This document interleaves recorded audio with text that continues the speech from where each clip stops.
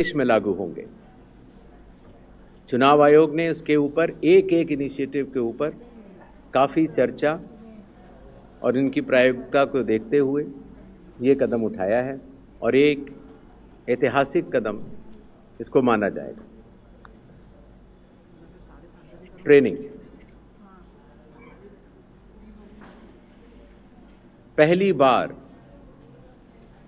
जो चुनाव आयोग का ट्रेनिंग इंस्टीट्यूट है,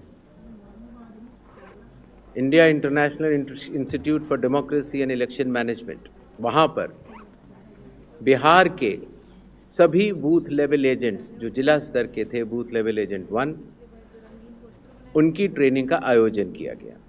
इसी तरह से अब जहाँ जहाँ चुनाव होंगे वहाँ वहाँ बूथ लेवल एजेंट्स 1 की भी ट्रेनिंग IIIDM द्वारिका में की जाएगी।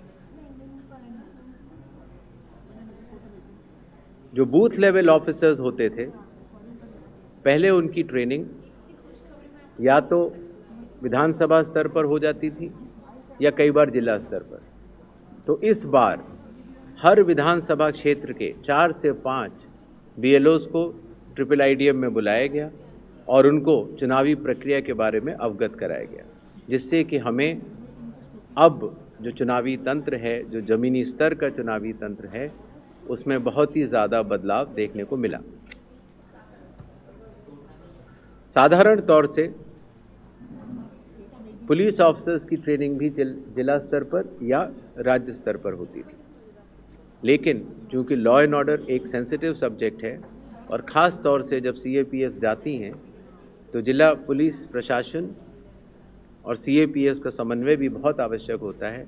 इसके लिए पहली बार पुलिस ऑफिसर्स की भी IIIDM में ट्रेनिंग की व्यवस्था की गई। ये तीनों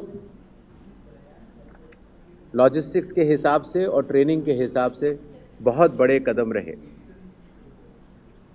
मतदाता सूची लगभग 22 वर्षों के बाद बिहार में मतदाता सूची के शुद्धिकरण का कार्य सफलतापूर्वक 30 सितंबर को संपन्न हुआ। लगभग सभी राजनीतिक दलों ने ये मांग की थी कि मतदाता सूची में काफ़ी त्रुटियां हैं और इसको मद्देनज़र रखते हुए ये कदम उठाया गया। हालांकि सोशल मीडिया पर इसके बारे में कुछ बढ़ चढ़कर कहा गया, लेकिन सत्यता ये है कि आज की तारीख में बिहार के 243 इलेक्टोरल रजिस्ट्रेशन ऑफिसर्स ने 90,000 बूथ लेवल ऑफिसर्स के साथ मिलकर 1.6 लाख बूथ लेवल एजेंट्स, जो कि 12 मान्यता प्राप्त राजनीतिक दलों ने नियुक्त किए थे, उनके साथ मिलकर इस सूची को शुद्ध करने का बहुत ही सराहनीय काम किया है और बिहार ने देश को ये राह दिखाई है। चूंकि विशेष गहन परीक्षण में काफ़ी मेहनत ज़मीनी स्तर के अधिकारियों को करनी पड़ी, तो जो रिन्यूमरेशन था, जो BLOs का था और जो बाकी अधिकारियों का था, उसको भी कई वर्षों के बाद बढ़ाया गया और ख़ास तौर से EROs और AEROs का ऑनरेरियम तो पहली बार दिया गया।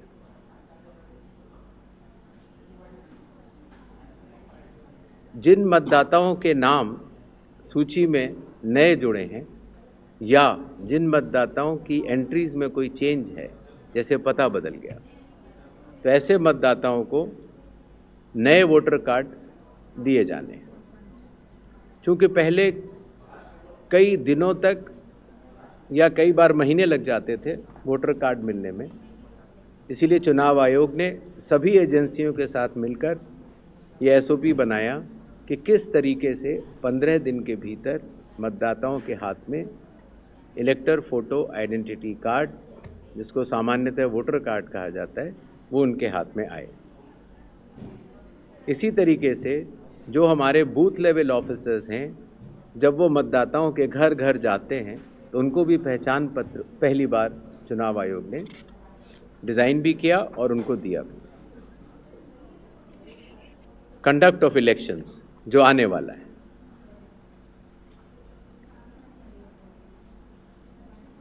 देश की प्रगति को ध्यान में रखते हुए और ख़ास तौर से बिहार की प्रगति को ध्यान में रखते हुए लगभग काफ़ी मतदाताओं के पास मोबाइल होते हैं और उनको इस बात की समस्या रहती थी कि हम मोबाइल लेके अगर घर पर छोड़ के जाते हैं तो दिक्कत होती है और लेके जाते हैं तो हम कहाँ उसको रखें, क्योंकि मोबाइल फ़ोन पोलिंग स्टेशन के अंदर अलाउड नहीं।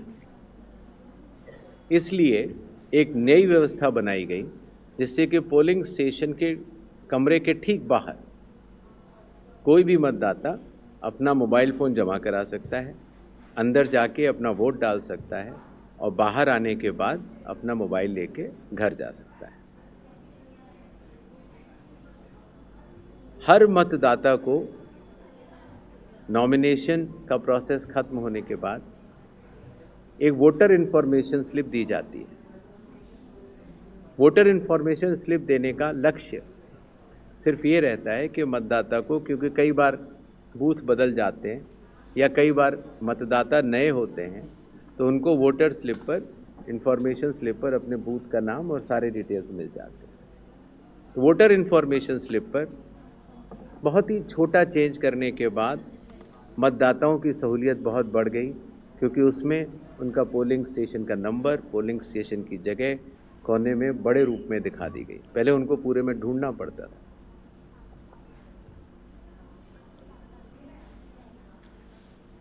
चुनाव आयोग की लगभग विगत कई वर्षों से एक एक करके ऐप्स बनती चली गई और लगभग 40 ऐप्स आज की तारीख में चुनाव आयोग के पास है। तो इन सबको एक जगह समन्वित करते हुए, क्योंकि हर मतदाता या हर स्टेक होल्डर हर 40 ऐप को डाउनलोड नहीं कर सकता, तो ECI नेट जैसी मदर ऑफ ऑल ऐप्स का एक लक्ष्य रखा गया और ECI नेट में अब धीरे धीरे करके सारी ऐप्स आ चुकी हैं और इसका प्रोग्रेसिव इम्प्लीमेंटेशन भी वन स्टॉप डिजिटल प्लेटफॉर्म के रूप में बिहार से शुरू होगा। पोलिंग स्टेशन में मैं आपको बता चुका हूं, जिससे कि क्यूज़ लंबी न हो और मतदान के समय में मतदाताओं को सहूलियत भी रहे और ख़ास तौर से मतदान के आखिरी घंटों में ज़्यादा भीड़ न हो, इसके लिए संख्या 1200 निर्धारित की गई।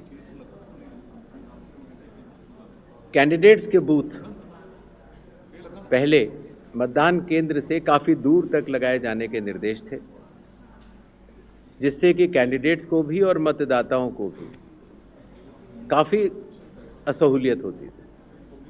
और इसीलिए जो पॉलिटिकल पार्टीज़ के संग ज़मीनी स्तर पर EROs की मीटिंग हुई, DMs की मीटिंग हुई, CEOs की मीटिंग हुई, उनसे मिले सुझावों के अनुरूप, लोक प्रतिनिधित्व कानून के अनुरूप 100 मीटर की दूरी तक हर कैंडिडेट अगर चाहे तो अपने बूथ्स लगा सकता है।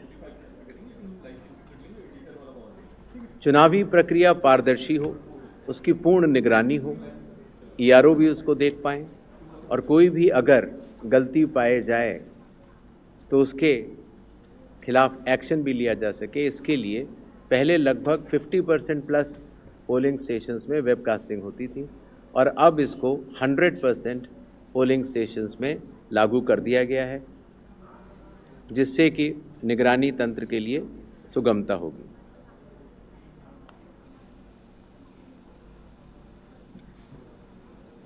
कई बार प्रत्याशियों ने ये शिकायत की थी कि जो हमारी फ़ोटो होती है तो चूँकि ब्लैक एंड वाइट में आती है और जमा तो कलर करते हैं तो वो पहचान में नहीं आती और काफ़ी हतोत्साहित उनको होना पड़ता है जब वो EVM में उनकी फ़ोटो अच्छी नहीं आती है। तो छोटा सा कदम, लेकिन इसमें फिर चुनाव आयोग ने निर्णय लिया कि एक तो फ़ोटो कलर लगाई जाएगी और साथ ही साथ जो सीरियल नंबर होता है उसका फ़ॉन्ट भी बड़ा किया जाएगा, जिससे कि प्रत्याशियों की पहचान भी आसानी से हो जाए और मतदाताओं को सुविधा भी हो।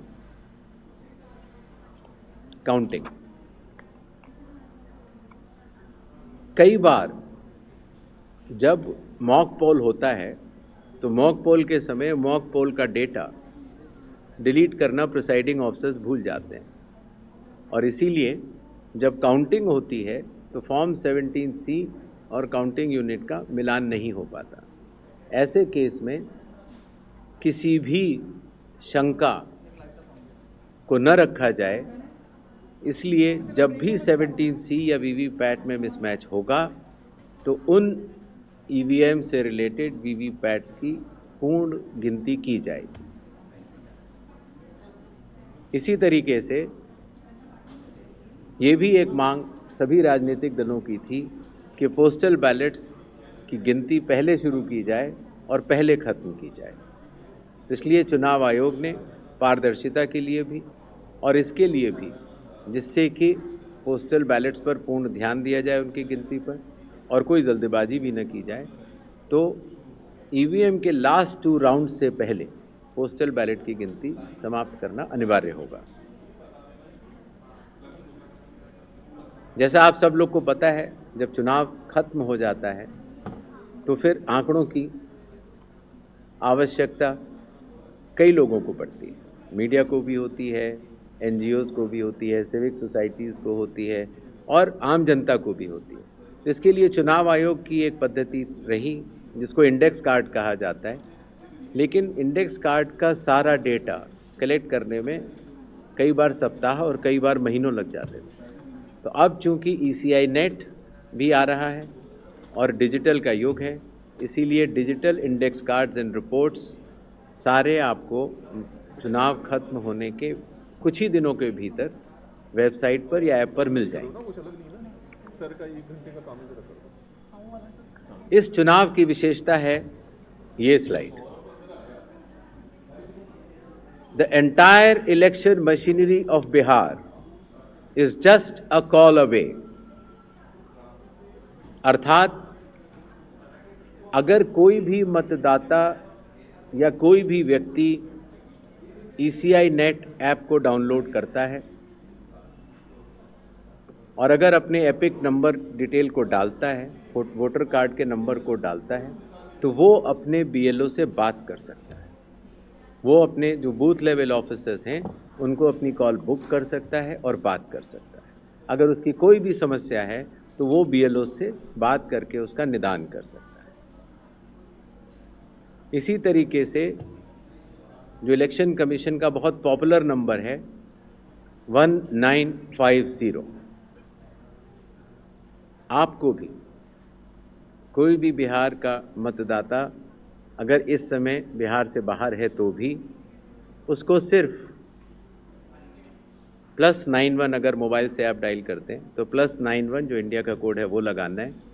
STD कोड जहाँ का भी आपकी विधानसभा क्षेत्र है वहाँ के SDM का STD कोड और 1950 अगर आप ये डायल करते हैं तो 243 EROs सारे मतदाताओं की सेवा के लिए खुले रहेंगे।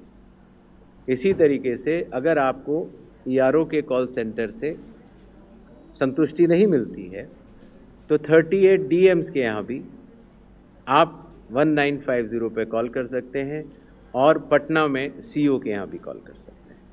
ये एक बहुत बड़ी व्यवस्था है जिसको कि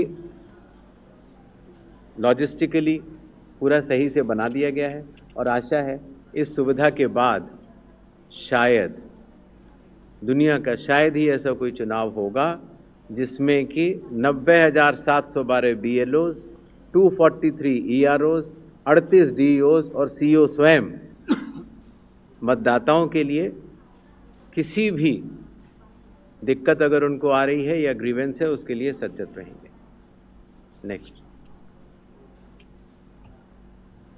ये भी बिहार में पहली बार हो रहा है। पहले जो ऑब्जर्वर्स हम लगाते थे कुछ असेंबलीज को मिलाकर लगा देते थे, लेकिन अब 243 असेंबलीज में 243 जनरल ऑब्जर्वर्स होंगे जो कि विभिन्न राज्यों से वरिष्ठ IAS अधिकारी नामित किए गए हैं जो कि बिहार के रहने वाले नहीं। इसी तरीके से जो लॉ एंड ऑर्डर के लिए जो पुलिस ऑब्जर्वर्स हैं वो हर ज़िले में एक होंगे और एक्सपेंडिचर ऑब्जर्वर्स को हम लोगों ने चुनाव आयोग ने कुछ असेंबलीज को मिला के नामित किया है। इन ऑब्जर्वर्स के फ़ोन नंबर भी और असेंबली किस असेंबली से हैं, वो आपको ECI नेट पर भी मिल जाएंगे और वेबसाइट पर भी मिल जाएंगे, जिससे कि अगर कोई भी ऐसी बात है या शिकायत है तो आप इन ऑब्जर्वर्स को बतला सकते हैं। Observers of the election commission work as eyes and ears of the election commission. तो ये सुविधा भी इस चुनाव में हर असेंबली में मौजूद रहेगी। इस बार चुनाव आयोग टेक्नोलॉजी को भी बहुत बड़े तरीके से लीवरेज करना चाहता है। जैसे मैंने आपको पहले बताया कि ये अलग अलग ऐप्स होती थी, सी विजिल, जिसमें कि आप कोई भी MCC वायलेशन की शिकायत डाल सकते हैं। 100 मिनट्स के अंदर रिस्पांस टाइम है। अगर 100 मिनट्स के अंदर नहीं होती है तो जिला कलेक्टर उसको स्वयं देखते हैं और CO भी स्वयं देखते हैं। Know your candidate, voter helpline app, ये सारी की सारी नेक्स्ट अब ECI नेट पर भी होंगी। पुरानी सुविधा हमने हटाई नहीं है क्योंकि कई लोगों के पास पुरानी चीज़ें डाउनलोडेड हैं, बट अगर ECI नेट अगर आप डाउनलोड कर लेते हैं तो सारी एक जगह ये सुविधाएं आपको मिल जाएंगी। नेक्स्ट, बिहार के मतदाताओं की संख्या आपको कि उससे बड़े मतदाताओं की संख्या दुनिया के सिर्फ 10 या 11 देशों में ही है। बिहार के चुनाव आयोग मानता है कि मदर ऑफ ऑल इलेक्शंस है और इसीलिए हर लेवल पर, हर स्तर पर चुनावी कर्मियों की तैनाती है। पोलिंग पर्सनल लगभग 4.5 लाख, सेक्टर ऑफिसर्स लगभग 9.6,000, माइक्रो ऑब्जर्वर्स लगभग 17.8,000, micro observers for counting 4,800, counting official लगभग 28,000, पुलिस ऑफिशियल 2.5 लाख, और जहां पर भी आइडेंटिटी ऑफ वोटर्स का इशू आता है, सहायता देने के लिए आंगनवाड़ी सेविकास भी उपलब्ध रहेंगी और कुल मिलाकर 8.5 लाख